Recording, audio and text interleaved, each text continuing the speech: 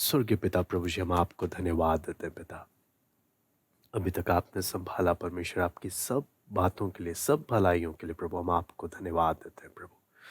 आपका वचन जब हम सीखने के लिए जा रहे हैं प्रभु, नम्रता और दीनता के साथ प्रभु आपके चरणों में आते हैं। पवित्र आत्मा, आपका वचन है प्रभु, आप हम एक एक को खोल कर दें प्रभु, समझने के लिए कृपा दें प्रभु। आपका अनुग्रह चाहते हैं, आपकी अगुवाई चाहते हैं, हम एक एक से आप बात करें। है कि सारी बातों को हम आपके हाथ में सौंपते हैं। सर आदर महिमा केवल हम आपको देते हैं। प्रार्थना प्रभु यीशु मसीह के नाम से मांगते हैं, आमीन। मैं परमेश्वर का धन्यवाद देता हूँ, प्रभु ने हम प्रत्येक को एक बार फिर इकट्ठा होने का एक मौका दिया। हम लोग परमेश्वर के वचन से यूहन्ना पहला अध्याय उसका 19 से लेकर 28 तक हमने देखा। हम एक एक पहला अध्याय का 28 तक हम लोग पहुँच गए। और यहाँ पर हम सीखते वक्त हमने एक बात को हमने विशेष रूप से ध्यान दिया। जैसे फिलिप्पुस ने खोजा को बोला कि तू जो पढ़ता है क्या उसको समझता भी है या नहीं समझता। कई बार हम लोग प्रतिदिन बाइबल पढ़ते हैं, लेकिन बहुत सारी बातें आती हैं जहाँ हम पढ़कर चले जाते हैं, हम समझ नहीं पाते। इसलिए परमेश्वर के वचन का मुख्य उद्देश्य क्या है, हम जो पढ़ रहे हैं, जो हम सीख रहे हैं, वचन का एक सबसे बड़ा उद्देश्य है मुझे परमेश्वर क्या चाहता है कि मैं पवित्र बनूं। वचन के द्वारा परमेश्वर ये नहीं कि मैं ज्ञानी बनूं। वचन वह साफ साफ तीमुथियुस को पौलुस बोलता है कि पवित्र शास्त्र तुझे उद्धार पाने के लिए बुद्धिमान बना सकता है। बुद्धिमानी किधर के लिए? पवित्रताई और परमेश्वर के करीब आने के लिए। तो परमेश्वर हम एक एक से चाहता है हम प्रभु के करीब आए। उसके लिए परमेश्वर ने वचन दिया कई बार। इसलिए आगे हम लोग परमेश्वर के वचन से इसलिए हम लोग देख रहे हैं कि कितनी बार ऐसा हुआ कि वचन का सही इंटरप्रिटेशन या गलत अर्थ निकालने, सही ना निकालने के कारण, गलत निकालने के कारण बहुत लोग भटक गए। पौलुस भी, पतरस भी, सब लोग इस बात के बारे में परमेश्वर का आत्मा बोलता है कितने लोगों ने वचन को ही अपने नाश होने का कारण बना दिया। इसलिए हम लोग जब पढ़ते हैं, एक बार हम लोग निकाल लेंगे नहमीया 8वां अध्याय उसका पहला वचन। नहमीया 8वां अध्याय उसका पहला वचन।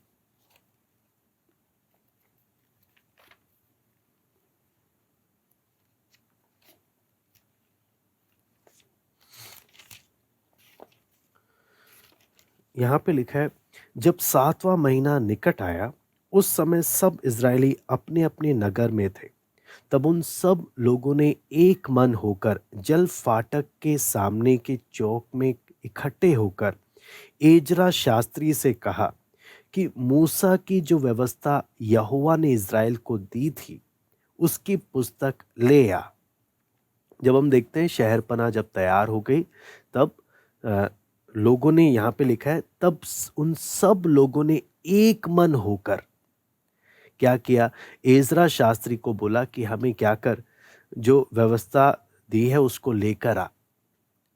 फिर अगला आयत इसी के आगे जब हम पढ़ते हैं, इसका तीसरा आयत हम पढ़ते हैं, वे उसकी बातें भोर से दोपहर तक उस चौक के सामने जो जल फाटक के सामने था, क्या स्त्री क्या पुरुष और सब समझने वालों को पढ़कर सुनाता रहा, और लोग व्यवस्था की पुस्तक पर कान लगाए रहे।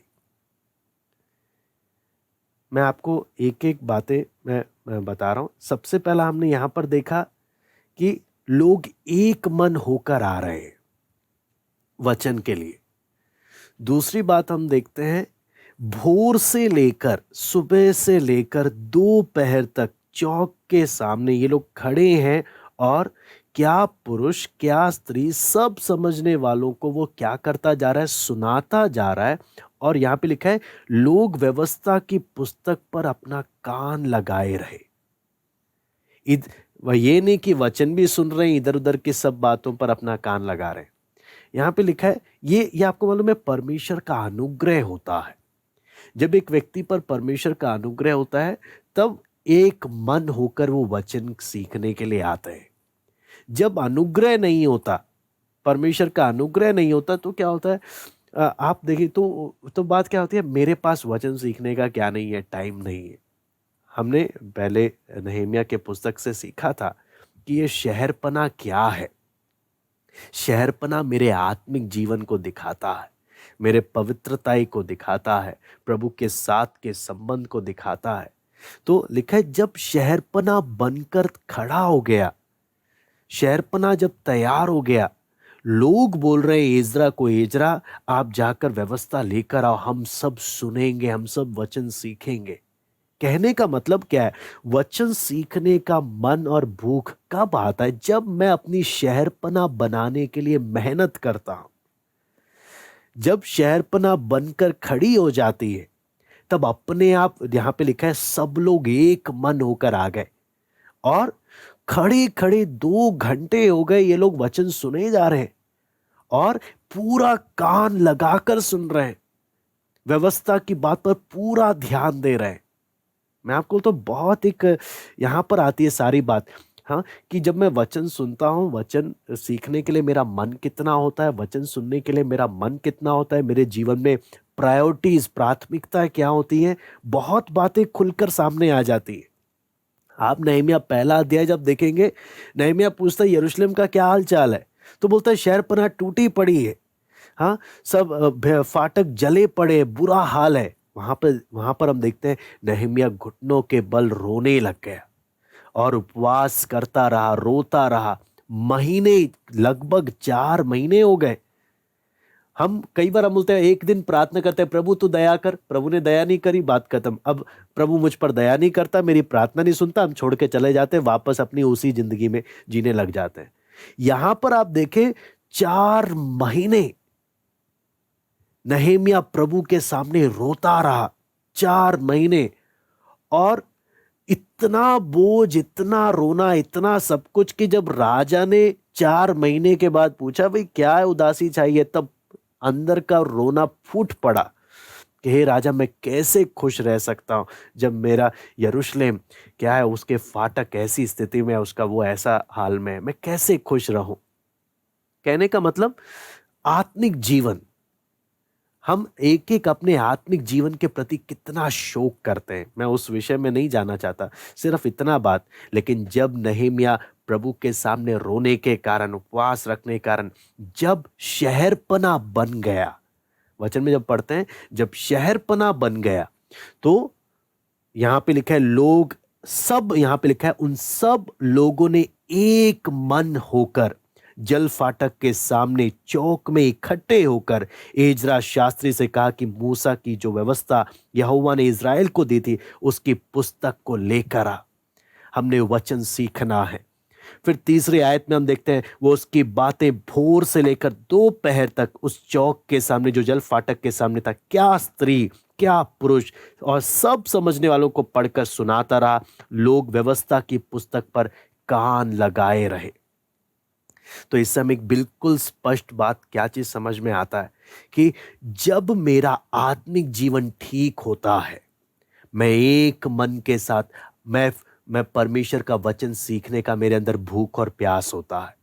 लेकिन जब मेरा आत्मिक जीवन ठीक नहीं होता, मुझे मतलब ही नहीं क्या हो रहा है क्या नहीं हो रहा, मुझे उससे फिर कोई मतलब, वचन सीखने का मेरे पास टाइम नहीं होता, प्रार्थना करने का मेरे पास टाइम नहीं होता, क्योंकि मेरी शहरपना टूटी पड़ी है। फिर उसके साथ 7 और 8 भी मैं पढ़ना चाहूंगा, 8 का 7 और 8। यहां पर हम देखते हैं यीशु, बानी, शुरेबिया, यामीन, अक्कूब, शबते, होदिया, मासेया, कलीता, अजरिया, योजाबाद, हनान और पलाया नामक लेवीय लोगों को व्यवस्था समझाते गए और लोग अपने अपने स्थान पर खड़े रहे। यहां पर हम देखते हैं व्यवस्था समझाते गए, ना सिर्फ सुने, व्यवस्था समझाते गए, और लोग क्या कर रहे हैं, खड़े खड़े कि अपने अपने स्थान पर खड़े रहे। अभी कई बार क्या होता है, हम लोग वचन सुन रहे होते हैं, अभी जूम का टाइम है, जूम का समय, कई लोग क्या करते हैं, वीडियो ऑफ करके अपना आराम से लेट कर क्या करते हैं, हाँ, क्या फर्क पड़ता है कौन हमें क्या कर रहा है देख रहा है, हम आराम से लेट कर देखेंगे, सुनेंगे, सो भी जाएंगे, पता भी नहीं चलेगा कब सो गए। लेकिन यहां पर हम देखते हैं लोग खड़े खड़े घंटे घंटे हो गए, लेकिन लोग खड़े खड़े क्या कर रहे हैं? वचन को सुन रहे हैं। और यहाँ पे लिखा है ना सिर्फ सुन रहे हैं, वो लोग, उन लोगों को व्यवस्था समझाया भी जा रहा।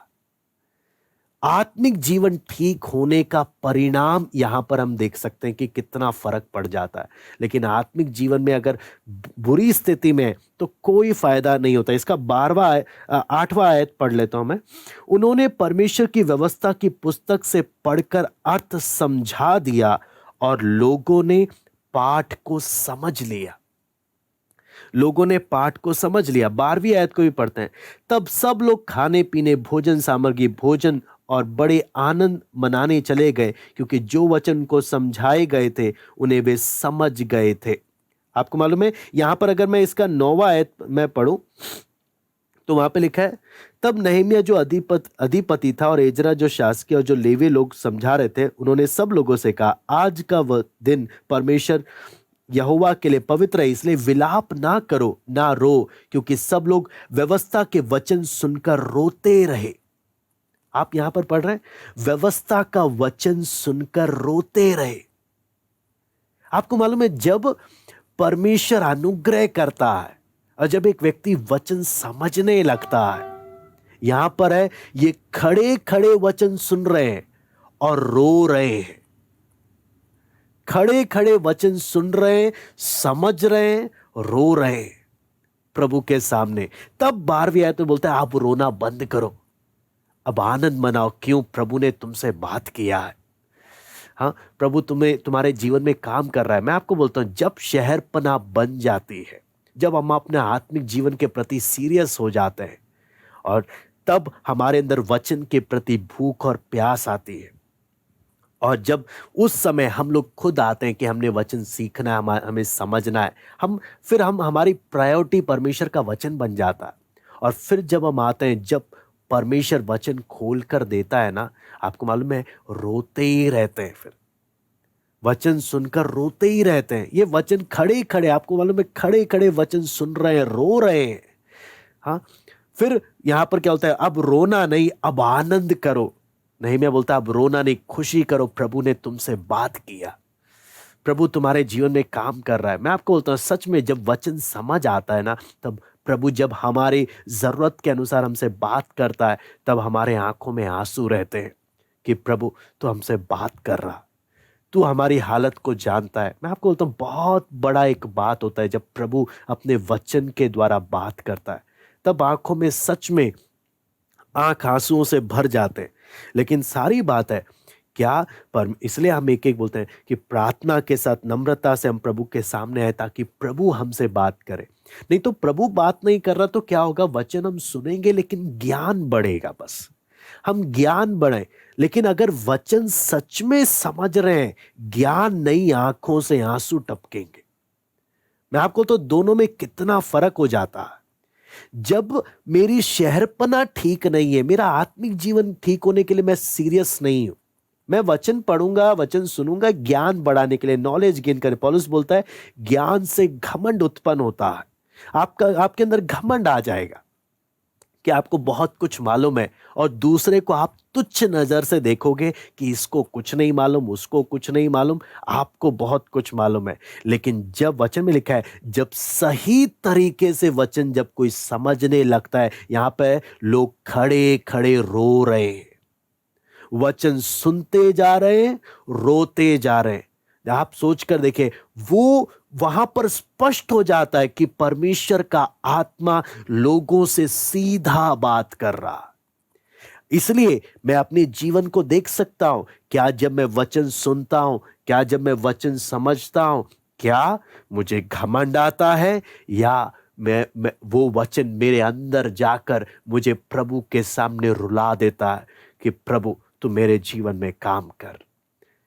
वचन जब अंदर जाता है, वचन कैसे रिएक्ट करता है, उससे मेरा रिएक्शन क्या होता है, वही बता देता है वचन किधर जा रहा है।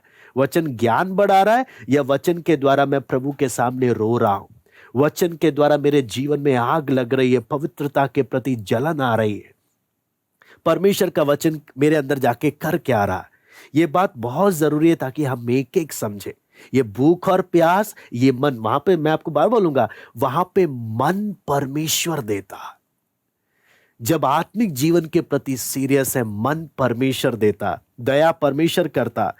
इसलिए यहां पर जब हमने परमेश्वर के वचन में जब हम सीखते वक्त, मैं आपको यहां पर कुछ बातें मैं आपके सामने बताना चाहूंगा कि कई बार वचन जब हम सीखते हैं, वचन जब हम पढ़ते हैं, तो बहुत बार जो होने वाला दिक्कत क्या है, कौन वचन को सही प्रकार से समझ सकता है, या qualification for interpreting the Bible, यानी परमेश्वर के वचन का अर्थ समझने की योग्यता, कौन उसके लायक है। सबसे पहला बात आ जाता है 2 कुरिन्थी 4:4 के अनुसार कि जिसका उद्धार नहीं हुआ वो बाइबल जब पढ़ेगा खुद से उसका अर्थ को नहीं समझ सकता, या उसका अर्थ को गलत ही निकालेगा। अगर वचन का सही अर्थ मालूम चलना है तो पहला कंडीशन है, वो व्यक्ति उद्धार पाया होना चाहिए। उद्धार पाया होगा तो वचन का सही अर्थ समझ पाएगा। नहीं तो वचन में साफ साफ लिखा है, शारीरिक मनुष्य आत्मा की बातें ग्रहण नहीं कर सकता। फिर आगे जब हम अगला बात जब हम देखते हैं, दूसरा बात है वचन का सही अर्थ मुझे समझना है। इसमें कलीसिया भी मैं आपको बताता हूं, प्रेरितों काम 17:11 भी पढ़ लेते हैं। प्रेरितों काम 17:11 यहां पे लिखा है, ये लोग तो थिस्सलुनीके के यहूदियों से भले थे, उन्होंने बड़ी लालसा से वचन ग्रहण किया और प्रतिदिन पवित्र शास्त्रों में ढूंढते रहे कि यह बात यूं ही है कि नहीं। यहां पर साफ साफ लिखा है, बीरिया की कलीसिया की खासियत क्या थी। यहां पे लिखा है, ये थिस्सलुनीके के यहूदियों से भले थे क्योंकि इन्होंने बड़ी लालसा से वचन को क्या किया, ग्रहण किया, और प्रतिदिन पवित्र शास्त्र में ढूंढते रहे कि वचन यूं है कि नहीं। एक अच्छी कलीसिया का पहचान यहां पर परमेश्वर का आत्मा बता रहा, एक अच्छी कलीसिया का पहचान। हाँ, थिस्सलुनीके की कलीसिया जिसके बारे में बताया गया, उनका भी पहचान अगर देखेंगे, पहला थिस्सलुनीके 1:6 में हम पढ़ लेते हैं। पहला थिस्सलुनीके 1:6 में हम देख सकते हैं, उनके बारे में लिखा है, तुम बड़े क्लेश में पवित्र आत्मा के आनंद के साथ वचन को मानकर हमारी और प्रभु की सी चाल चलने लगे।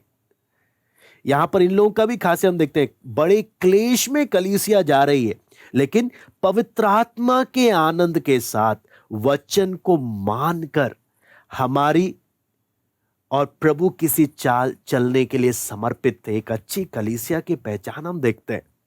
तो इसलिए सबसे पहला बात हम देखते हैं, उद्धार पाना बहुत जरूरी है अगर वचन का सही अर्थ समझना है। दूसरा बात जब हम देखते हैं, हमने समझना है, ये जब हम पढ़ते हैं, ये पवित्र शास्त्र है, तो परमेश्वर के पवित्र वचन के सामने मैं किस प्रकार से आ रहा हूं वो भी बहुत मायने रखता है। ये पवित्र शास्त्र है, पवित्र शास्त्र को उस आदर के साथ कि प्रभु आपका वचन है, उस आदर और भक्ति के साथ अगर हम आ रहे हैं, तब प्रभु परमेश्वर का आत्मा मदद करता है। हम अगर इसे तुच्छ दृष्टि से समझ कर आएंगे तो आप उम्मीद नहीं करना कि वचन मुझे खुलकर मिलेगा। वो आदर और भक्ति मेरे जीवन में होना। तीसरा बात मैंने हमेशा समझना कि वचन अचूक है, वचन में कोई गलती नहीं है, लेकिन मैं जब इस वचन के सामने आ रहा हूं, मैं एक नम्रता के साथ आऊं कि मैं जो वचन का अर्थ समझ रहा हूं, हो सकता है वो गलत हो, मुझसे गलती हो सकती है। वचन में कोई गलती नहीं है, लेकिन मैंने इसके अर्थ समझने में मुझसे गलती हो सकती है। वो नम्रता होनी है कि जब भी मुझे सही बात समझ में आए, मुझे उसे एक्सेप्ट करना। मैं अचूक नहीं हूं, कोई भी इंसान अचूक इनफैलिबल नहीं है। वचन अचूक है, वचन में कोई गलती नहीं है, लेकिन मैं एक इंसान होने के नाते मुझसे गलती हो सकती है। इसलिए बीरिया की कलीसिया पौलुस भी जब वचन बताता था चेक करती थी, आंख बंद करके मानती नहीं थी, प्रतिदिन चेक करती थी। इसलिए एक इंसान होने के नाते गलती होने की संभावना है। मैं कोई परमेश्वर नहीं कि मैंने जो अर्थ बता दिया वही अचूक है। गलती हो सकती है, इसलिए परखना, जांचना हर एक कलीसिया के हर एक व्यक्ति का काम है। अगर परख नहीं रहे, जांच नहीं रहे, किसी ने कुछ अच्छा बता दिया तो वही सब कुछ सही बताएगा, वो गारंटी नहीं है।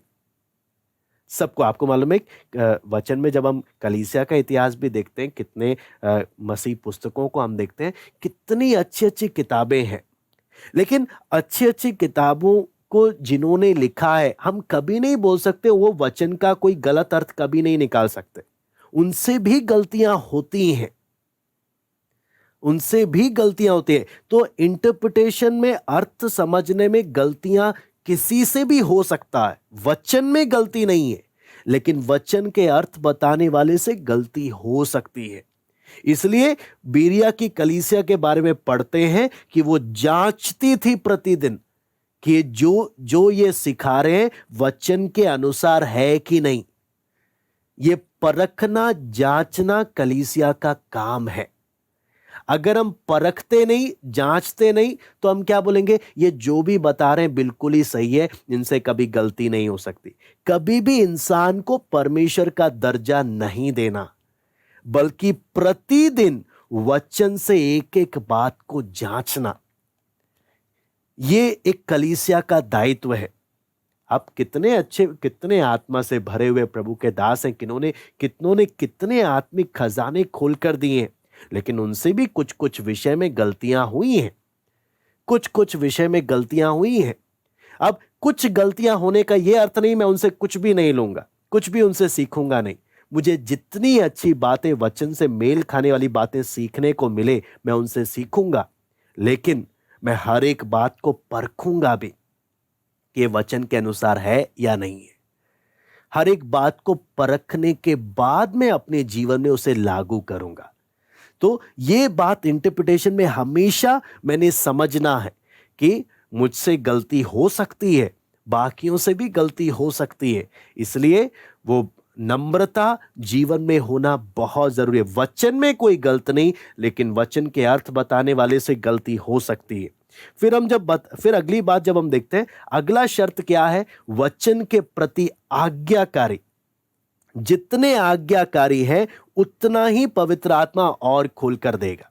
लेकिन अगर मैं वचन सुन रहा हूं, लेकिन वचन का अनुसार जीवन नहीं जी रहा, मैं वचन के आगे की अर्थों को पवित्र आत्मा मुझे खोलकर नहीं देगा, मुझे समझ में नहीं आने वाला। फिर उसमें अगला है, मैं अगर पाप में जीवन बिता रहा हूं, मेरा जीवन वचन के अनुसार नहीं है, तो मैं कभी उम्मीद ना करूं कि पवित्र आत्मा मुझे वचन के अर्थों को खोल कर देगा, या मैं खुद जब वचन पढ़ूंगा मैं सही अर्थ उसका समझ पाऊंगा। अगर वचन का सही अर्थ समझना है, पवित्रता में जीवन बिताना बहुत जरूरी है, और पवित्र आत्मा की अगुवाई के लिए समर्पित होना जरूरी है। इसलिए मैंने ये शर्तें क्यों बताई। कई बार हम लोग वचन पढ़ते हैं, लेकिन बहुत बार बहुत लोग धोखा खा जाते हैं वचन के अर्थों को समझने के लिए। सबसे पहला मुझे समझना है, वचन का सही अर्थ केवल वही समझ सकता है जो उद्धार पाया है। वही जब बाइबल पढ़ता है तो उसको सही अर्थ समझ में आता है। दूसरा बात, वचन के सामने जब आते हैं, हमने उस बात को समझना है, क्या चीज, कि मैं किस तरीके से परमेश्वर के सामने उस आदर और उस भक्ति के साथ मुझे उस वचन के पास आना है। तीसरा, नम्रता के साथ आना है। मुझसे गलती हो सकती है, मैं इंसान हूं, वो नम्रता के साथ मैंने आना है। वचन में कोई गलती नहीं, लेकिन मेरे अर्थ समझने में गलती है। कई लोग, आपको मालूम है, कुछ वचन की कोई एक आयत लेकर जो अर्थ उन्होंने निकाल लिया, उस पर ऐसे चिपक जाते हैं कि उनको फिर वचन का सही अर्थ अगर खोलकर भी दो, वो एक्सेप्ट नहीं करते, वो इतना चिपक जाते हैं। वो नम्रता होनी चाहिए कि मुझसे गलती हो सकती है, मैं परमेश्वर नहीं हूं। चौथा बात, जब हम वचन के समझने के लिए जब आते हैं, आज्ञाकारी जीवन होगा वचन के प्रति, तब प्रभु मुझे और खोलकर देगा। पाप में अगर जीवन बिताऊंगा मैं, तो वचन का कभी भी मैं सही अर्थ समझने की गारंटी मैं नहीं ले सकता। अगर पाप में जीवन है, मैं सही अर्थ कभी नहीं समझ सकता। पवित्रताई में जीवन है, परमेश्वर के वचन के अनुसार अगर जीवन बिता रहा हूं, तब इसका सही अर्थ मैं समझ सकता हूं। लेकिन अगर पाप में जीवन बिता रहा हूं तो वचन में पढ़ूंगा, मैं इसका गलत अर्थ भी निकाल सकता हूं। इसलिए बहुत जरूरी है इन सिद्धांतों को ध्यान में रखना कि हम प्रतिदिन जब बाइबल पढ़ते हैं तो मेरा जीवन बहुत मायने रखता है कि वचन के प्रति, कि मैं वचन का क्या अर्थ समझता हूं। लेकिन अगर जीवन ठीक नहीं है, मैं वचन का सही अर्थ समझने की गारंटी नहीं ले सकता। मैं गलत समझ सकता हूं, गलत निष्कर्ष पर आ सकता हूं। इसलिए बहुत ये बातें मायने रखती है। तो यूहन्ना में हमने जो 19 से 28 जो हमने देखा, उसके आगे हम लोग देखेंगे 29, 30 और 31। यूहन्ना 1 का 29, 30 और 31। दूसरे दिन उसने यीशु को अपनी ओर आते देखकर कहा, देखो यह परमेश्वर का मेमना है जो जगत का पाप उठा ले जाता है। यह वही है जिसके विषय में मैंने कहा था, एक पुरुष मेरे पीछे आता है जो मुझसे श्रेष्ठ है, क्योंकि वो मुझसे पहले था। मैं तो उसे पहचानता ना था, परंतु इसलिए मैं जल से बपतिस्मा देता हुआ आया कि वह इज़राइल पर प्रकट हो जाए। तो यहां पर हम लोग जब वचन में हम देखते हैं, ये दूसरे दिन की घटना है। पहले दिन की घटना के बारे में हमने परमेश्वर के वचन से देखा, यूहन्ना के जीवन के बारे में, यूहन्ना कैसा एक व्यक्ति था। हाँ, यूहन्ना जब अचानक से जब आ गया, सामने आकर जब प्रचार कर रहा है मन फिराव कर कर, है ना, तो यहूदी जो अगुए थे उन्होंने क्या किया, उन लोगों को भेजा, जाके पता लगाओ। इन्होंने वचन व्यवस्था नहीं पढ़, व्यवस्था की बातों पर ध्यान नहीं दिया कि यशाया 40 का 3 से 5, मलाकी 3 का 3, 4 का 5 और 6 में साफ साफ लिखा है, मैं अपने दूत को भेजूंगा। इन्होंने उस बात पर ध्यान नहीं दिया कि वचन में लिखा था मसीहा के आने से पहले परमेश्वर अपने मार्ग सुधारने वाले को भेजेगा। इसलिए ये लोग उलझन में पड़ गए थे। लेकिन जब यूहन्ना बपतिस्मा देने वाला आया, यहां पर यीशु मसीह साफ साफ यूहन्ना के बारे में क्या बोलता है। यीशु मसीह, आप मत्ती 11 का 7 से 15 पढ़ेंगे, यीशु मसीह बोलता है कि स्त्रियों में जन्मे हुए में सबसे श्रेष्ठ है यूहन्ना, सबसे श्रेष्ठ है। लेकिन यूहन्ना जब आ रहा है परमेश्वर का वचन बताने के लिए लोग, तो हम देखते हैं एक वफादार सेवक की तरह आ रहा। वफादार सेवक यानी वफादार गवाह, यानी अपनी मर्जी से कुछ नहीं, प्रभु ने भेजा तब आया। फिर परमेश्वर का मार्ग सुधारते वक्त जब आ रहा है, ये लोगों से डर नहीं रहा, लोग क्या बोलेंगे, लोग क्या सोचेंगे, ये बिल्कुल ध्यान नहीं दे रहा। बहुत लोग आज मसीह जीवन में भी बहुत बार समाज क्या कहेगा, लोग क्या बोलेंगे, बहुत डरते हैं। लेकिन वचन बोलता है जो परमेश्वर की आत्मा से भरकर जो जीवन बिता रहा है, वो लोगों से नहीं डरता, लोग क्या बोलेंगे, लोग क्या सोचेंगे। वो परमेश्वर से डरता है कि प्रभु मेरे विषय में क्या बोलेगा। वो प्रभु को महत्व देता है, लोगों को नहीं। फिर आगे जब हमने उसके बारे में हमने देखा, एलिया की आत्मा से भरकर आ रहा है। एलिया की आत्मा यानी जैसे एलिया दिलेरी से जाके अहाब राजा को बोला कि जब तक मैं नहीं बोलूंगा बारिश नहीं आएगी, बाल के पुजारियों को जान से मरवाया, वो दिलेरी के साथ ये आ रहा, ये किसी से डर नहीं रहा। फिर आगे हम यूहन्ना के बारे में देखते हैं, यूहन्ना वही संदेश दे रहा है जो उसने परमेश्वर से प्राप्त किया, अपनी मर्जी से कुछ नहीं बोल रहा। और तीसरा बात हम देखते हैं यूहन्ना के विषय में, हमने देखा उसने सदैव मसीह को ऊपर किया, खुद को नीचा किया। सदैव मसीह को ऊपर किया और अपने आप को नीचा करते गया। कभी भी उसने अपने आप को ऊपर नहीं उठाया कि मैं कुछ हूं कर कर। तो ये सारी बातें जब हम देखते हैं, यूहन्ना के बारे में देखते हैं, यूहन्ना एक नाजीर था। एक नाजीर होने के कारण ना तो इसने बाल कटवाया, है ना, लाश को छू नहीं सकता था। अपने इतना, आप समझना, नाजीर होने का मतलब लाश को नहीं, अपने माता पिता के मृत्यु पर भी उनका लाश को क्या नहीं कर सका, छू नहीं सका। परमेश्वर, नाजीर यानी परमेश्वर के लिए अलग किया हुआ। हाँ, परमेश्वर के लिए अलग किया हुआ। नाजीर बोलने का परमेश्वर के लिए जब अलग किया हुआ है, लाश को छू नहीं सकता, दाखरस मदिरा कुछ नहीं कर सकता, बाल नहीं कटवा सकता, परमेश्वर के लिए बिल्कुल अलग और पवित्र जीवन जीते हुए। एक वचन में लिखा है जंगली स्थानों में रहा, रफ लाइफ था, लेकिन एक प्रार्थना करने वाला जन था। अपने चेलों को उसने प्रार्थना करना सिखाया। तो इससे हमें क्या क्या क्या बातें समझ में आती हैं, है ना, कि एक परमेश्वर का गवाह आप और मैं, वचन बोलता है तुम दाम देकर मोल लिए गए हो। तुम प्रभु के लिए, कलीसिया मतलब एक्लीसिया करके एक यूनानी शब्द है जिसका अर्थ है तुम्हें संसार से चुनकर अलग किया है। तुम प्रभु के लिए चुने गए हो। वचन में हम यूहन्ना के बारे में, यूहन्ना एक गवाह, जैसे हमने कल देखा, एक गवाह, इतना समर्पण है, लाश को नहीं छू सकते हैं, है ना, ये बाल नहीं कटवा सकते, ये सब नहीं कर सकते। हम जो परमेश्वर के चुने हुए, परमेश्वर के लिए अलग किए हुए लोग, जब हम लोग संसार के साथ समझौता करने लग जाते हैं, हाँ, दुनिया की बातों में समझौता करने लग जाते हैं, चाहे वो विवाह की बात हो, चाहे वो दुनिया की कोई भी बातें हो, जब हम समझौता करने लग जाते हैं, आपको मालूम है यीशु बोलता है तू मेरा चेला बनने के लायक नहीं है, तू मेरा है ही नहीं, तू मेरा है ही नहीं, क्योंकि तू संसार के साथ समझौता करता है, तू संसार के पीछे है, तू मेरा नहीं है।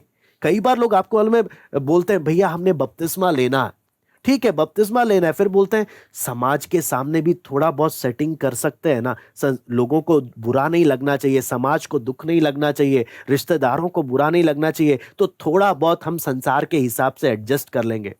तो फिर साफ क्या आता है, आप फिर कैसे बपतिस्मा, अगर आपको संसार के हिसाब से जीना है तो बपतिस्मा मत लो, आप पूरा संसार के हिसाब से जियो। फिर अगर प्रभु के साथ चलना है तो वो नाज़ीर का अर्थ समझना, प्रभु के लिए मैं अलग किया हुआ हूं, मैं प्रभु के लिए अलग किया हुआ हूं, मेरे को दाम देकर मोल लिया गया है, मुझे संसार से प्रभु ने अलग किया है। मैं कैसे फिर संसार के साथ रह सकता हूं, मैं कैसे फिर संसार के साथ समझौता कर सकता हूं? अगर संसार के साथ ही मुझे ऐसा करना है तो बपतिस्मा क्या सोच कर लेना चाहता हूं मैं? अगर मेरे अंदर दुनिया के लिए, दुनिया के बातों के लिए मैं अपने जीवन में जगह दे रहा हूं तो कैसे होगा फिर? आपको मालूम है कई लोग है, इसलिए पवित्र आत्मा का भरपूरी भी कई लोगों के जीवन में नहीं होता। क्यों नहीं होता? आप यहां पर साफ साफ जब आप पढ़ते हैं तो यूहन्ना साफ साफ बोलता है, अगर हम 29, 30, 31 के बाद हम जब देखते हैं, यूहन्ना ने ये गवाही दी, मैंने आत्मा को कबूतर के समान आकाश से उतरते देखा, वो उस पर ठहर गया, मैं तो उसे पहचानता नहीं था, परंतु जिसने मुझे जल से बपतिस्मा देने को भेजा, उसी ने मुझसे कहा, जिस पर तू आत्मा को उतरते और ठहरते देखे, वही पवित्र आत्मा से बपतिस्मा देने वाला है। यानी आप समझना, यीशु है जो पवित्र आत्मा से बपतिस्मा देता है। मैं बोलता हूं मैंने प्रभु को, यीशु को जीवन दे दिया, लेकिन पवित्र आत्मा मुझे मिल ही नहीं रहा। पवित्र आत्मा का भरपूरी क्यों नहीं मिल रहा? आपने तो बोल दिया यीशु मैंने आपको जीवन दिया, लेकिन यीशु आपको अपनी आत्मा से भर ही नहीं रहा। इसलिए वचन में लिखा है बहुतों ने उस पर विश्वास किया, लेकिन यीशु ने सब पर क्या नहीं किया? विश्वास नहीं किया। इसका मतलब अगर यीशु मुझे अपनी आत्मा से नहीं भर रहा, फॉल्ट मुझ में है, यीशु मुझे एक्सेप्ट नहीं कर रहा। और अगर अभी एक्सेप्ट नहीं कर रहा, स्वर्ग में एक्सेप्ट करेगा, कोई गारंटी है? कोई गारंटी नहीं है, कोई गारंटी नहीं है। अगर वो मुझे अभी एक्सेप्ट नहीं कर रहा, पवित्र आत्मा मुझे बपतिस्मा देता है यीशु की देह में जुड़ने के लिए। आप देखना, अलग अलग बात को समझना। यीशु मुझे पवित्र आत्मा से बपतिस्मा देता है, पवित्र आत्मा मुझे मसीह की देह में जोड़ता है। ये वो बपतिस्मा है, सब अलग अलग है। पवित्र आत्मा के द्वारा मैं मसीह की देह का अंग बनता हूं। ये मेरे प्रार्थना भवन आने से मैं मसीह की देह का अंग नहीं बनता। प्रार्थना भवन में तो कोई भी आ जाएगा, लेकिन वचन में लिखा है पवित्र आत्मा एक व्यक्ति को क्या करता है? मसीह की देह में जोड़ता है। और मसीह की देह में पवित्र आत्मा जोड़ना है तो उससे पहले यीशु ने मुझे पवित्र आत्मा से भरना, उसकी भरपूरी से भरना, उसका बपतिस्मा देना। तो हम एक एक समझे कि कैसे ये कितना महत्वपूर्ण है। अगर यीशु मुझे अपने आत्मा से नहीं भर रहा, पवित्र आत्मा का भरपूरी कितना जरूरी है। अगर वो मुझे नहीं मिल रहा, मेरे जीवन में कुछ बातें जो प्रभु देख रहा और वो मुझे स्वीकार नहीं कर रहा, वो मुझे स्वीकार नहीं कर रहा। मैं कितना भी अपने आप को अच्छा दिखाने का कोशिश करूं, अगर संसार की बातों को मैं दिल में लेकर चल रहा हूं, ये वो आंखें हैं ज्वाला में जो मेरे दिल की गहराइयों तक मुझे देखती है, मेरे जीवन की गहराइयों तक मुझे देखती है। मैं अपने आप को भी इतना अच्छे से नहीं जानता जितना प्रभु मुझे जानता है। मैं बार बार बोलूंगा, मैं अपने आप को इतने अच्छे से नहीं जानता जितना प्रभु मुझे जानता है। अपनी उस ज्वाला में आंखों से मुझे देखता है, जो मेरे को अंदर से जांचता है। अगर वो मुझे बपतिस्मा नहीं दे रहा पवित्र आत्मा का, फॉल्ट मुझ में है। मैं तो अपने दिल को झूठी तसल्ली दे रहा हूं, मैंने प्रभु को जीवन दिया, अब आप मुझे डुबकी लगवा दो जल्दी से। हाँ, क्योंकि कई एक आयत मैंने वो पढ़ लिया, खोजा ने तुरंत बपतिस्मा लिया, आप भी मुझे तुरंत डुबकी लगवा दो। मुझे पवित्र आत्मा मिल नहीं रहा, मैंने बहुत ट्राई करा, अब आप मुझे ऐसे ही डुबके लगवा दो, मैं ऐसे ही स्वर्ग जाने को तैयार हूं। हाँ, आप सोचकर देखिए, यीशु है। आप जब पिंतीकुस्त के दिन का भी घटना हम देखें, ये चेलों की प्रार्थना के कारण पवित्र आत्मा नहीं है। यीशु ने बोला, मैं पिता से प्रार्थना करूंगा कि वो तुम्हें अपनी आत्मा से भरे। असली प्रार्थना का जवाब यीशु का प्रार्थना है। मैंने बस मांगा, मेरे मांगने के पीछे भी यीशु की प्रार्थना का जवाब है, जो मुझे आत्मा से भरपूरी मिलता है। मेरे खूबी के कारण पवित्र आत्मा का भरपूरी नहीं मिल रहा। यीशु ने प्रार्थना किया, पिता तू भर दे, तू दया कर दे, तब मुझे यह पवित्र आत्मा का दान मिला। यह मेरी किसी खूबी के कारण नहीं मिला।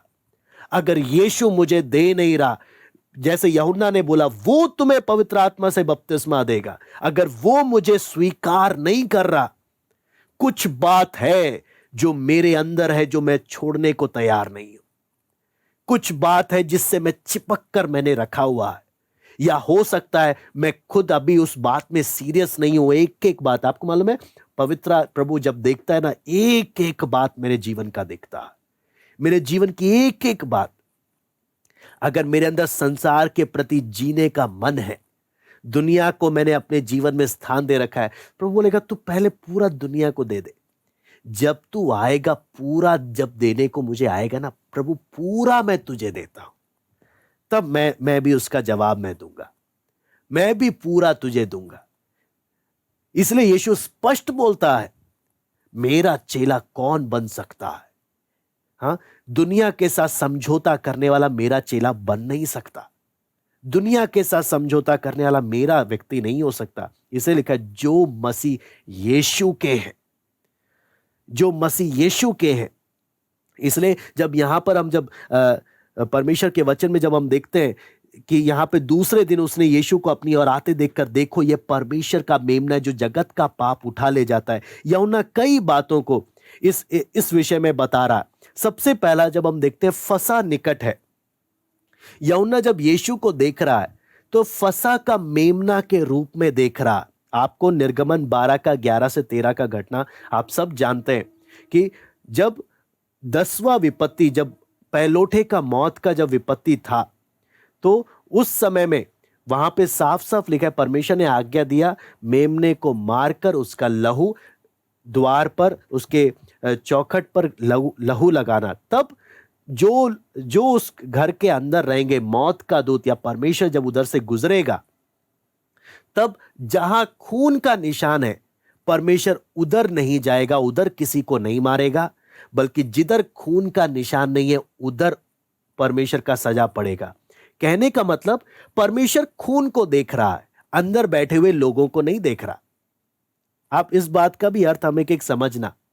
हाँ, मैं अच्छा हूं इसलिए मैं बच गया, मैं अच्छा हूं इसलिए मैं स्वर्ग जा रहा हूं, नहीं। वो खून देख रहा है, वो खून के कारण मैं बच गया। इसलिए यूहन्ना जब अपने चेलों को, यूहन्ना बपतिस्मा देने वाला अपने चेलों को बता रहे, देखो ये है वो मेमना जो जगत का पाप उठाकर लेकर जा रहा है, इसके कारण तुम परमेश्वर की सजा से बच सकते हो।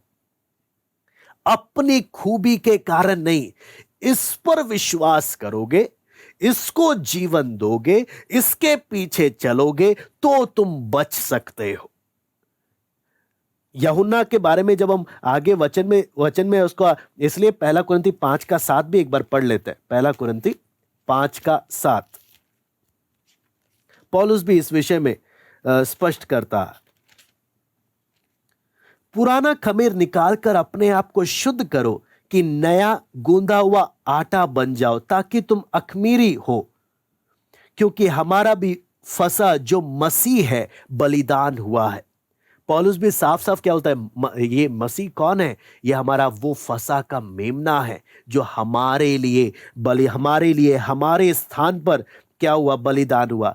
यूहन्ना के बारे में जब अगला बात हम देखते हैं, ये यूहन्ना कौन था? एक याजक का बेटा था, जकरिया और इलिशिबा, है ना। याजक का बेटा होने का उसको मालूम है मंदिर में सुबह शाम बलियां चढ़ती रहती है और लोग आते हैं पाप का क्या करने के लिए, पाप का प्रायश्चित करने के लिए, बलि चढ़ाने के लिए। लेकिन यूहन्ना जब अपने चेलों को बोल रहा है, देखो, बोलता है अभी तक लोग पाप का बलि चढ़ाए जा रहे सिंबॉलिकली या चिन्हित रूप से, लेकिन असली में जो तुम्हें पाप से छुड़ा सकता है, ये है वो परमेश्वर का मेमना। इसको तुम देखो, ये है जो असली में तुमको पाप से छुड़ा सकता है। एक एक बात को जब हम वचन का देखते हैं, आपको मालूम है AD 70 तक, जब तक यरूशलेम और मंदिर का नाश नहीं हुआ, तब तक चाहे लड़ाई हो, चाहे कैसा भी माहौल था, लोग सुबह शाम बलियां चढ़ती रहती थी। तो ये बलि चढ़ने का बहुत ही महत्व था इजराइल लोगों के लिए, सबके लिए। लेकिन यूहन्ना जब यीशु को देख रहा है, बोलता है ये असली मेमना है जिसका सदियों से हम इंतजार कर रहे थे।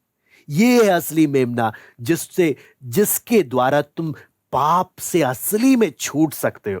बाकी तो सिर्फ खून चढ़ रहा है कि तुम क्षमा मांगे जा रहे हो, छूट नहीं पा रहे। ये वो है जो तुम्हें सचमुच पाप के दासत्व से, पाप की गुलामी से सचमुच ये तुम्हें छुटकारा दे सकता है। ये है वो परमेश्वर का मेमना।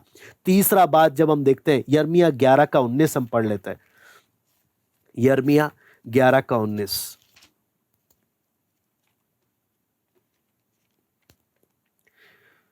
यहां पर जब हम परमेश्वर के वचन में पढ़ते हैं, मैं तो वध होने वाले भेड़ के बच्चे के समान अनजान था, मैं ना जानता था कि वे लोग मेरी हानि की युक्तियां यह कहकर करते हैं, आओ हम फल समेत इस वृक्ष को उखाड़ दें और जीवतों के बीच में से काट डालें, तब इसका नाम तक फिर स्मरण ना रहे। अंग्रेजी में भी लिखा है, but I was like a gentle lamb led to the slaughter. यहां पर साफ साफ जब हम वचन में देखते हैं तो हमें स्पष्ट होता है, यहां पर यिर्मयाह भी क्या कर रहा है, उस दर्शन को देखते हुए समझ रहा है ये मसीह के बारे में क्या बोल रहा है। प्रभु यीशु मसीह के बारे में साफ साफ लिखा है। यशायाह 53:7 में भी हम जब परमेश्वर के वचन में पढ़ते हैं तो वहां पर भी इसी विषय में लिखा हुआ है। यशायाह 53:7, वो सताया गया तो भी वो सहता रहा और अपना मुंह ना खोला। जिस प्रकार भेड़ वध होने के समय और भेड़ी ऊन कतरने के समय चुपचाप शांत रहते, वैसे उसने भी अपना मुंह ना खोला। कहने का मतलब साफ साफ यूहन्ना जब बोलता है यहां पर कि ये परमेश्वर का मेमना है, क्या बोलता है कि तुम स्मरण करो, नबियों ने कहा था कि परमेश्वर का मेमना आएगा, है ना। तुम्हारे नबियों ने कहा था कि वो तुम प्यार करता है, वो दुख उठाएगा, वो जान देगा। देखो ये वही परमेश्वर का मेमना है जो आ चुका है हमारे लिए। फिर चौथा बात जब हम देखते हैं, जो यहूदी लोग बहुत अच्छे से समझ सकते थे, जो हम यहूदी लोगों का इतिहास से हम समझ सकते हैं, पुराना नियम और नए नियम के बीच में जो 400 साल का एक पीरियड था, उसमें हम पढ़ते हैं मकाबियों का संघर्ष है। वहां पे मकाबियों का जो संघर्ष था, उसमें उन्होंने जो वहां पे मकाबी जो लोग थे, उन्होंने क्या किया, यहूदा जो फेमस था उनमें, उन्होंने क्या किया, उनको एक बात समझ में आया कि मेमना, एक सींग वाला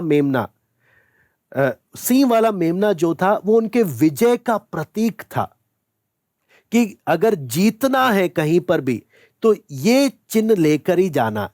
तो ये यहूदी लोग में ये चिन्ह बहुत ही फेमस था, उस समय की बात है।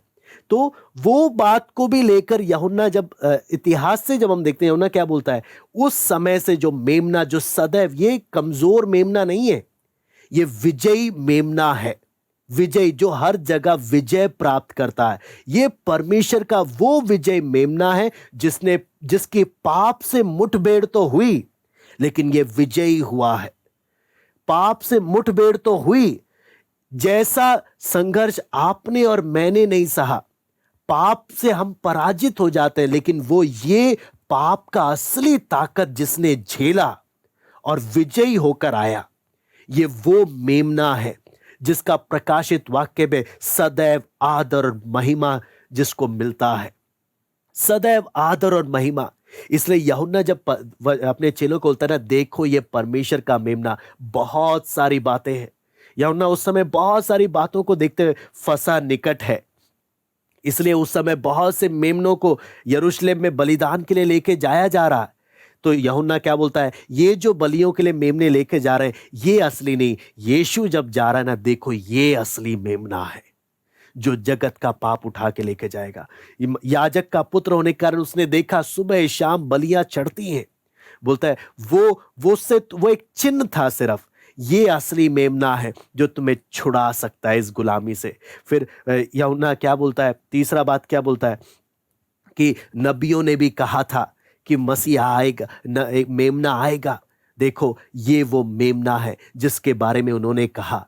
चौथा बात बोलते हैं कि हमारे मकाबियों के संघर्ष में भी जो जीत का विजयी मेमना था, ये वो मेमना है।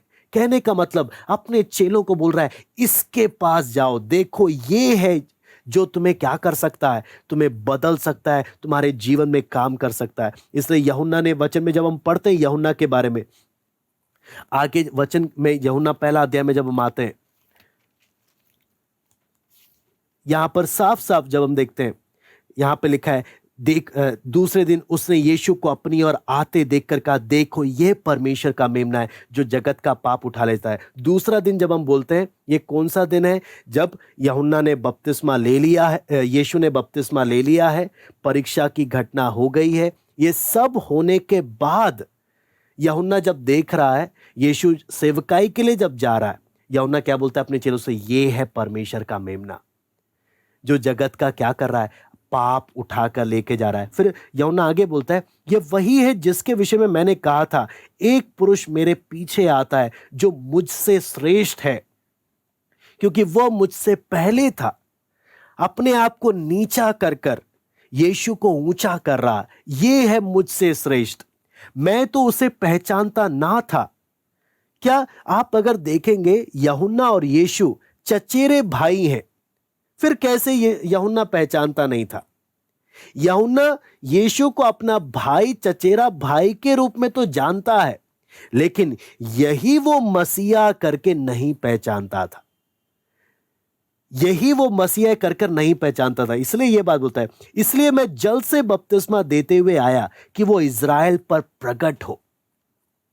यूहन्ना ने गवाही दी, मैंने आत्मा को कबूतर के समान आकाश से उतरते देखा और वो उस पर ठहर गया।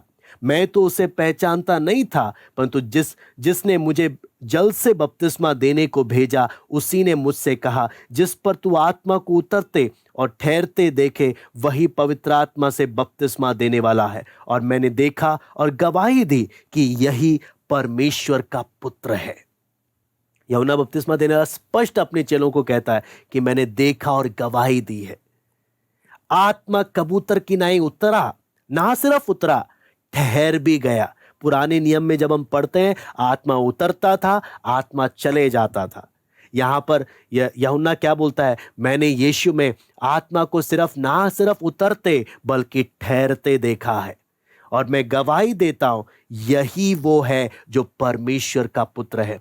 यही वो है जो तुम्हें क्या करेगा, पवित्र आत्मा और पवित्र आत्मा से तुम्हें बपतिस्मा देगा। तो हमने साफ साफ यहां पर हम वचन में जब पढ़ते हैं तो हमें क्या चीज स्पष्ट होता है कि यीशु है जो असली में पवित्र आत्मा से क्या देता है, बपतिस्मा देता है। अब इस आयत को समझने के लिए ना सिर्फ पवित्र आत्मा, मत्ती 3 का 11-12 भी एक बार पढ़ लेंगे ताकि थोड़ा बात हम उसका एक बार समझ लेंगे। मत्ती 3 का 11-12, मैं तो पानी से तुम्हें मन फिराव का बपतिस्मा देता हूं, परंतु जो मेरे बाद आने वाला है वो मुझसे शक्तिशाली है। मैं उसकी जूती उठाने के योग्य नहीं। वो तुम्हें पवित्र आत्मा और आग से बपतिस्मा देगा। बहुत बार इस आयत के विषय में भी बहुत बार काफी कंफ्यूजन आ जाता है, लेकिन जब वचन में जब हम देखते हैं, यूहन्ना साफ साफ बोलता है वो तुम्हें पवित्र आत्मा और आग से क्या देगा, बपतिस्मा देगा। इस बात को समझने के लिए 10वीं आयत को भी हम पढ़ लेते हैं। अब कुल्हाड़ा पेड़ों की जड़ पर रखा हुआ है, इसलिए जो जो पेड़ अच्छा फल नहीं लाता वो काटा और आग में झोंका जाता है। तो यहां पर जो आग के बारे में लिखा है, आग में झोंका जाना, ये न्याय की आग के बारे में बताया गया। लेकिन 12वीं आयत को भी हम पढ़ लेते हैं। उसका सूप उसके हाथ में है, वो अपना खलियान अच्छी रीति से साफ करेगा और अपने गेहूं को तो खत्ते में इकट्ठा करेगा, परंतु भूसी को उस आग में जलाएगा जो बुझने की नहीं। यहां पर जो आग लिखा है वो आग न्याय की आग है, लेकिन 11वीं आयत में जो आग लिखा है ये पवित्र करने वाला आग है। आप देखना, वचन को जब हम पढ़ते हैं, वचन में जब हम पढ़ते हैं, आग के अलग अलग उदाहरण है। अगर सबसे पहला मैं आपको कुछ वचन में जब देखते हैं, अब्राहम ने जब बलि चढ़ाया, वचन में हम पढ़ते हैं आग बीच में से होकर गया। आग बीच में से होकर गया। वो आग क्या है? परमेश्वर की उपस्थिति और परमेश्वर की मोहर का पहचान था। फिर हम अगला आग हम मूसा के बारे में हम पढ़ते हैं। मूसा जलती झाड़ी में आग को देख रहा है। वो आग किसको दिखा रहा है? परमेश्वर जो इज़राइल को छुड़ाने वाला है, उसके प्रभुत्व को दिखाने वाला वो आग था। और मूसा से भी एक बात कर रहा है, मूसा और हम एक से भी बात कर रहा है। क्या चीज? लोग झाड़ी को देखने के लिए नहीं आते, लोग इस झाड़ी में जो आग है, जो जल तो रही है लेकिन झुलस नहीं रही, उसको देखने के लिए आए। इसका मतलब दुनिया ने आपको और मुझे देखना नहीं है, वो इंटरेस्टेड नहीं है आपको और मुझे देखने में। हम में कुछ है ही नहीं जिसको देखने के लिए वो इंटरेस्ट दिखाए। दुनिया अगर देखने आएगी तो वो उस आग को देखने आएगी। मूसा अपने आसपास बहुत झाड़ियों को देखता है, लेकिन इस झाड़ी के पीछे क्यों आया? क्योंकि इस झाड़ी में उसने आग को देखा है। इससे आप समझना, पर दुनिया आपको और मुझे देखने में कोई दिलचस्पी नहीं दिखाती। उन्हें कोई मतलब नहीं है आप क्या हैं, कौन है, आपका स्टेटस क्या है, आप क्या हो। दुनिया बस देखते क्या आप में वो आग है, क्या आप में वो परमेश्वर की उपस्थिति अनुभव होती है, क्या वो मसीह का झलक दिखता है। वही बात दुनिया को खींचती है। वरना आप में और मुझ में कुछ भी ऐसा नहीं है जिसे दुनिया दिलचस्पी ले। आपकी और मेरी बात सुनने के लिए वो कोई इंटरेस्टेड नहीं है। उन्हें मतलब बोलेंगे आपसे ज्यादा ज्ञानी हम हैं, आप हमें ना सिखाओ ना समझाओ। लेकिन ये जो आग है, ये एक व्यक्ति को अपनी ओर खींचता है। फिर अगला जो आग हम देखते हैं, आग का खंबा जो इजरायलियों की अगुवाई कर रहा। ये आग किसको दिखा रहा है? अगुवाई को दिखा रहा है। इसलिए वचन में जब भी आग आता है, हम तुरंत एक ही निष्कर्ष पर ना उतरे कि यह सजा पड़ने वाला आग है। एक आग कौन सा आग है? जो न्याय का आग है। दूसरा आग कौन सा है? जो परमेश्वर की उपस्थिति का प्रमाण है। तीसरा आग जो वचन में देखते हैं, परमेश्वर की अगुवाई का आग है। तो ये परमेश्वर का अनुग्रह और अगुवाई है। इसलिए वचन में जब हम देखते हैं, चौथा जो हम आग के बारे में देखते हैं, यीशु मसीह जो यूहन्ना बोलता है, वो तुम्हें पवित्र आत्मा और आग से बपतिस्मा देगा, यानी तुम्हें शुद्ध करेगा, तुम्हारे अंदर के मैल को। ये जो आग मेरे अंदर आता है, ये मुझे शुद्ध करने वाला आग है, जो मुझे मेरे कमियों को मेरे अंदर से दूर करता है। मेरे में हम एक के अंदर, आप कई बार बोलते हैं हमारे अंदर 2 गलती दिखा, 3 गलती, हजारों गलतियां हैं, हजारों, कितना गलतियां हम खुद नहीं गिन सकते। लेकिन प्रभु अपने उस आग के द्वारा हमें पवित्र करता जाता।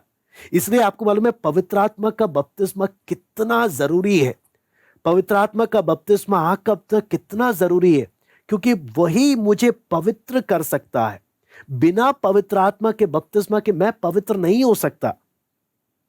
फिर इसलिए हम वचन में जब हम पढ़ते हैं तो हम एक को यह बात समझ में आता है कि मुझे ना सिर्फ यीशु को जीवन देना है, मुझे पवित्र आत्मा का बपतिस्मा प्राप्त करना बहुत जरूरी है, बहुत जरूरी।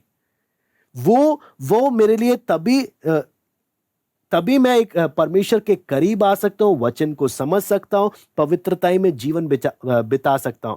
कई बार लोग पवित्र आत्मा का भरपूरी नहीं पा रहे, उसका एक और कारण है, परमेश्वर देखता है ये मेरे वचन को सीरियसली नहीं लेते, इसलिए परमेश्वर भी उन्हें फिर उस गंभीरता से नहीं लेता। ये 2 दिन बोलेंगे, तीसरे दिन का मन भर जाता है, ये सीरियस व्यक्ति नहीं है, इसको इस बात की चिंता नहीं है, इसलिए परमेश्वर भी उन्हें अपने आत्मा से क्या नहीं करता, नहीं भरता।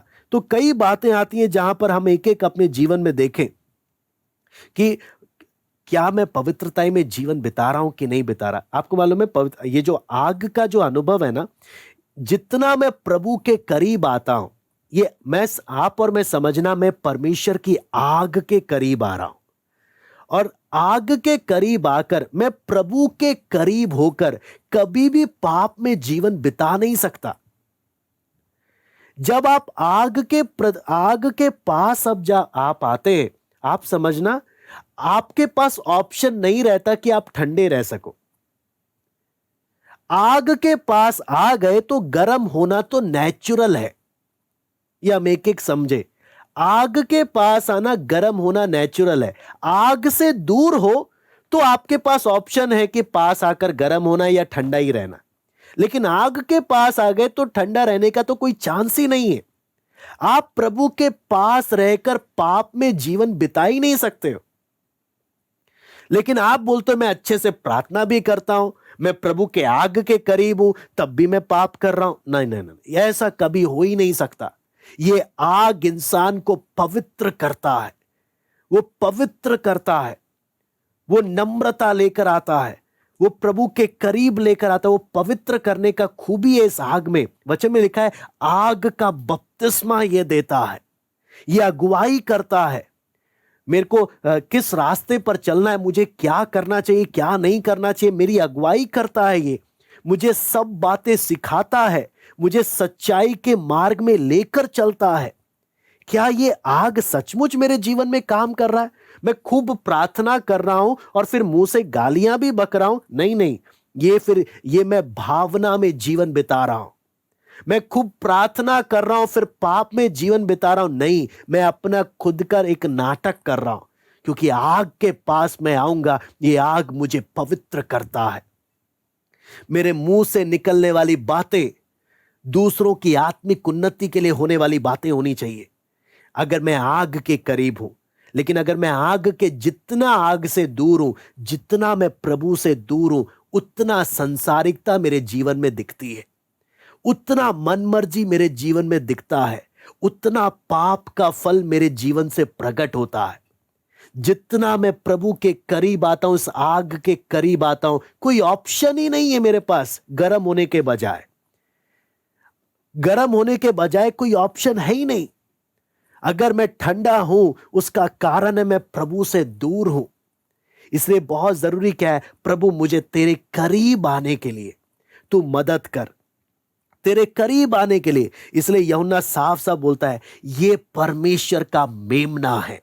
यूहन्ना ने बोला, यूहन्ना के चेले यूहन्ना को छोड़कर उस मेमने के पीछे चल दिए। यूहन्ना को छोड़कर मेमने के पीछे चल दिए। यूहन्ना संतुष्ट है, मेरे चेलों ने मुझे छोड़कर कहीं गलत जगह नहीं गए, मेरे चेले मुझे छोड़कर उस यीशु के करीब गए, उस प्रभु के करीब गए। इसलिए मुझे कोई दिक्कत नहीं, वो बढ़े मैं घटता जाऊं, मुझे छोड़ दे कोई दिक्कत नहीं, मैं तो सिर्फ एक आवाज हूं जंगल में। लेकिन यूहन्ना क्या चाहता है? यूहन्ना अपने चेलों से एक ही बात चाहता है, तुम उस मेमने के पास जाओ। वो असली व्यक्ति है, तुम्हारे जीवन को बदल सकता है, तुम्हारे जीवन को बदल सकता है। उसने कभी अपने आप को ऊंचा नहीं किया। यीशु ने बोला ये महान है, स्वर्गदूत ने बोला ये महान कहलाएगा। जकरिया ने भविष्यवाणी करते हुए क्या बोला? ये परम प्रधान का भविष्यद्वक्ता कहलाएगा। सबने इसकी महानता के गुणगान किए, लेकिन इसने कभी अपना महानता स्वीकार नहीं किया, इसने क्या बोला, मैं उसका जूता उठाने के भी लायक नहीं हूं, मैं जूता का बंद खोलने के भी लायक नहीं हूं, मैं इतना तुच्छ हूं। तुम मुझे मेरे पीछे नहीं तो आप सब उसके पीछे चलो। वो है परमेश्वर का असली मेमना। मैं तो सिर्फ पानी से बाहर का बपतिस्मा दे रहा हूं, असली बपतिस्मा वो तुम्हें देगा, तुम उसके पीछे जाओ। आज बहुत तेरे लोग पानी के बपतिस्मा से संतुष्ट है, बहुत बहुत तेरे लोग पानी के बपतिस्मा से संतुष्ट है। क्या उस जो बपतिस्मा यीशु देता है, क्या वो बपतिस्मा से संतुष्ट है या नहीं? क्या उसका बपतिस्मा में डुबकी लगाया है? क्या उसके आग के और पवित्र आत्मा के बपतिस्मा से भरे हैं या नहीं? वो वहां पर एक सवाल आता है, वो एक सबसे जरूरी। इसलिए वचन में जब हम पढ़ते हैं उसका सही अर्थ जब एक व्यक्ति समझता है, हमने देखा नहम्याह के उधर वो खड़े होकर रो रहे हैं, खड़े होकर रो रहे हैं। क्यों? प्रभु तू काम कर जीवन में। आइए हम प्रार्थना करते हैं। Hallelujah, hallelujah. स्वर्गीय पिता प्रभु जी, हम आपको धन्यवाद देते हैं प्रभु। आपका वचन जब हम सीख रहे हैं प्रभु, हम एक एक से बात कर, हम एक एक से बात कर प्रभु।